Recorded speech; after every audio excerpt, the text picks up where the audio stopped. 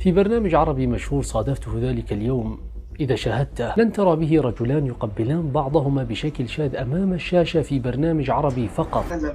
والله بي حبيبي. ولن تجد استضافة كاملة لفتاتان شاذتان هاربتان من بلادهما ويشجعان على فعلتهما فقط. اليوم بتعيشوا مع بعض، بتعيشوا حبكم، انتم مثليتين عايشين مع بعض. ولن تجد شيخ يعزف البيانو ويتغزل بالنساء ويقول أن المجتمعات الإسلامية بدوية متخلفة فقط. ردود الأفعال من الشيوخ الآخرين شو قالوا لك؟ لا يعجبهم وليس من مصلحتهم أن يظهر رجل دين بهذا الشكل الحضاري، فإن ذلك يقتل ما هم عليه. هم على ماذا؟ وهم على البداوة والتخلف. ولن تجد الترويج لكره الدين وانتقاده علنا فقط. أنا متفقة معاكم، هذا دليل أنه الدين الإسلامي يضطهد المرأة. لا مش مضطهد المرأة، يضطهد المرأة. لا طبعا. أنا متفقة، هذا هو الدين الإسلامي. ولن تجد الترويج للزنا من خلال المساكنة وغيرها من الأفكار الشيطانية فقط. المساكنة هي نفس الشيء، نفس عبارة عن زواج بس منه بدون ما يكون في عندك حبر على ورق أو شيء بيجمعنا. بل ستجد ذلك وأكثر في برنامج عربي تحت شعار الاختلاف بداية الحوار. وكونوا جزء من الحوار. والحقيقة أيها الأحبة أن الانحلال والانحراف والبعد عن الدين هو بداية الحوار بالنسبة لهم وليس الاختلاف. ما وراء كواليس جعفر توك.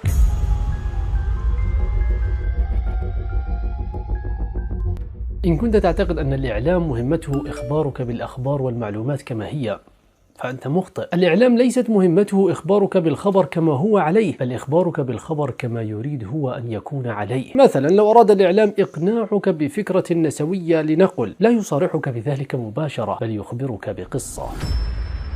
أنا حاسة بالظلم عشان مجرد أن أنا خلقت أنثى ماليش حق في والدي.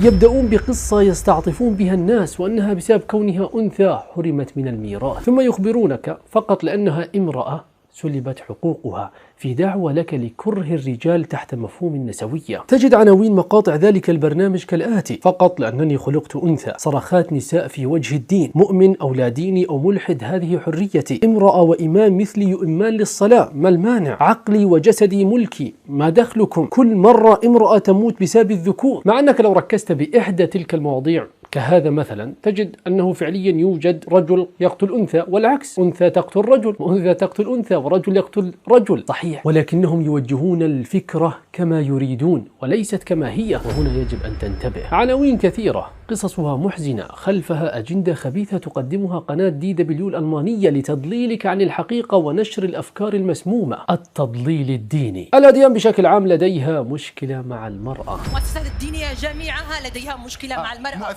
المؤسسات الأديان بشكل عام، الأديان بشكل عام لديهم مشكلة مع المرأة، وكأن المرأة هي العدو الوحيد للدين. يبدأ الحوار بطرح فكرة خبيثة كتلك ثم يتعمق بها. من متى الإسلام أعطى حقوق للنساء؟ فأنت الآن لما تقولي إنه أنت معاكي حقوقك الإسلامية وحقوقك الدينية وإن الإسلام كرمك وما إلى ذلك، فين على أرض الواقع هذا الكلام؟ هذا كله كلام إنشائي مش موجود. فين الإسلام كرمك؟ كل كلام إنشائي غير موجود. ثم يوجه البرنامج نظرك إلى أن الحل لهذا الأمر هو الابتعاد عن الدين واتباع القوانين الدولية. لازم كل الدول العربية أو الإسلامية بشكل خاص تتبنى فصل الدين عن الدولة ووضعية القوانين. نحن من نسيق قوانيننا المستمدة من الإعلان العالمي لحقوق الإنسان، فبالتالي من أجل حل حقوق المرأة والمصلحة المرأة، تحييد الشريعة الإسلامية وتحييد كل الأديان على القانون. وحجتهم بإهمال الدين واتباع القوانين الغربية أن الدول الغربية تعطيهم الأمان. إيطاليا أعطتني الأمان اللي فشلت فيه الحكومة السعودية أنه تعطيني الأمان. مع أنه فعليا وبالتصنيف العالمي تجد أن المدينة المنورة تصنف من المدن الأكثر أمانا للسيدات في العالم، بما أنها تقول أن السعودية لم تعطيها الأمان، ولكنهم يبحثون عن أمان البهائم كما أسميه، الأمان الذي يجعلك تفعل أي شيء دون مانع ديني أو أخلاقي، فتجدهم يفعلون أي شيء تحت مسمى الاختلاف والحريات. أي حرية يا رجل تجعلهم يبيحون نكاح الحيوانات والشذوذ وغيرها الكثير من مستنقع أخلاقهم تحت حرية المعتقد وحرية الجسد كما يركز هذا البرنامج في حلقاته. تلك الحرية التي تسمح بحرق القرآن الكريم في السويد كما حدث الفترة الماضية، وفي نفس السويد غير مسموح إطلاقا لك بحرق أو المساس بعالم الشواذ. يطفون كلمة الحرية ليشعرونك بالراحة ويخفون خلفها أجندة تهدم قيمك ودينك وأخلاقك. فإذا تكلموا عن الميراث في الإسلام يعرضونه كالآتي: حياتي فقط لأنك امرأة. هذا ما يحدث. إذن اليوم في قوانين المنطقة العربية تمنح الأخ ضعف ميراث أخته، من بينها بالأردن، بمصر، في اليمن، في المغرب وسوريا. إذن يعني بياخذ هو 2 وهي بتاخذ 1 لأنها امرأة. يعطون المشاهد فكرة أن الإسلام دين ظالم، كيف يأخذ الرجل ضعف الأنثى؟ وعندما أجابت تلك المحاورة أن هذا تشريع إسلامي وأنا كامرأة مسلمة أتبعه والمسلم يسلم لشرع الله، مباشرة ترد تلك السيدة قائلة هذا دليل أن الإسلام دين يضطهد المرأة. هذا دليل انه الدين الاسلامي يضطهد المراه. لا مش مضطهد المراه، يضطهد المراه. لا طبعا انا متفقه، هذا هو الدين الاسلامي. المفروض ايها الاحبه بعد ما سمعناه من تلك السيده الشمطاء ان تحاكم بتهمه ازدراء الاديان، يتهم الدين كامل، ولكن تجد المذيع بكل بساطه يخبرك قائلا هي تعبر عن رايها. هي عم تعبر عن رايها، ما هي عندها رأي وعندها تفسير من عندها. وطبعا كل ما يعرضونه في برنامجهم تضليل وليس له علاقة بالحقيقة. مثلا موضوع الميراث في الإسلام، وهل الرجل يأخذ ضعف الأنثى؟ اسمع. الكتاب ده في جداول دراسة ميدانية لكل حالات الميراث في الإسلام. المرأة ترث مثل الرجل أو أكثر من الرجل، أو ترث ولا يرث الرجل في أكثر من 30 حالة، وهي ترث نصف الرجل في 4 حالات. ده فلسفة الميراث في الإسلام. ولكن لتضليلك تجدهم يركزون على الحالة الوحيدة التي يأخذ فيها الرجل ضعف الأنثى. هل علمت كيف يضلون الناس؟ يركزون على العاطفة ثم يدخلون إليك الفكرة المسمومة التي وصلت بهم إلى أن يستغربون كيف أن الزنا حرام. مثلا في المغرب عندنا القانون 490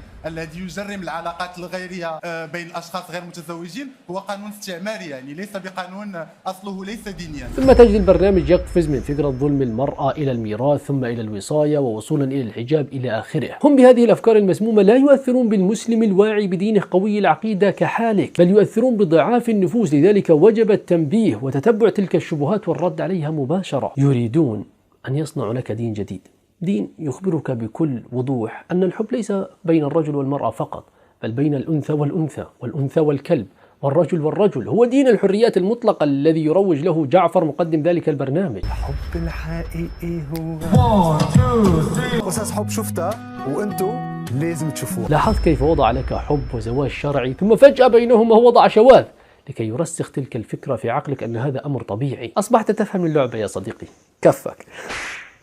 شارك الحلقة. ثم وإذا قلت أين الزواج من حلقاتهم تجدهم يشوهون لك فكرة الزواج من الأساس، فتجدهم يعرضون الزواج كالآتي: زوجي يغتصبني، أين القانون؟ أو حلقة المساكنة وترويج الزنا، أو حلقة يقتلونني باسم الشرف، من يحميني؟ وحرية الجسد، وغيرها الكثير. طيب، قد يقول أحد الكرام الآن يا محمد أنت تبالغ، البرنامج يعرض وجهة نظر والرأي الذي يعارضها.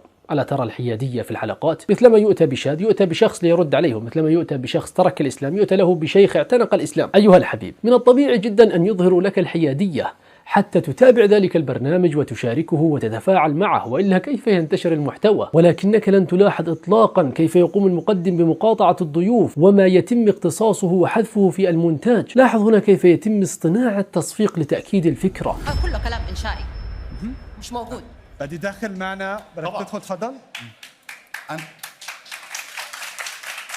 وهذا الكلام لا أقوله أنا، بل من تمت استضافتهم فعليا في ذلك البرنامج. الدكتور هيثم طلعت عندما سألناه عن هذا الأمر في إعداد الحلقة هذا كان رده. عليكم السلام ورحمة الله. طبعا جعفر توك معروف أنه هو موجه أصلا وله أجندة، والرجل يستضيف الناس علشان يروج لخطاب علماني في العالم الإسلامي. وعندما طلب مني الحوار مع بعض الملاحدة قلت له قبل الحوار يعني لا أريد أن يطرح الملاحدة أي شبهات، قال لي ما تقلقش في هذا الموضوع، وإذا بي أفاجئ أن هم بيرصوا شبهات وهو مش متعرض لهم بحاجة، سيبهم يرصوا براحتهم يعني. لذلك حتى تحمي نفسك من تضليلاتهم، أولا قم بتفكيك كل ما يأتي إليك. لا تتوقف أبدا عن تسمية كل شيء بمسماه الحقيقي مهما حاولوا تزيين الباطل بتغيير مسمياته.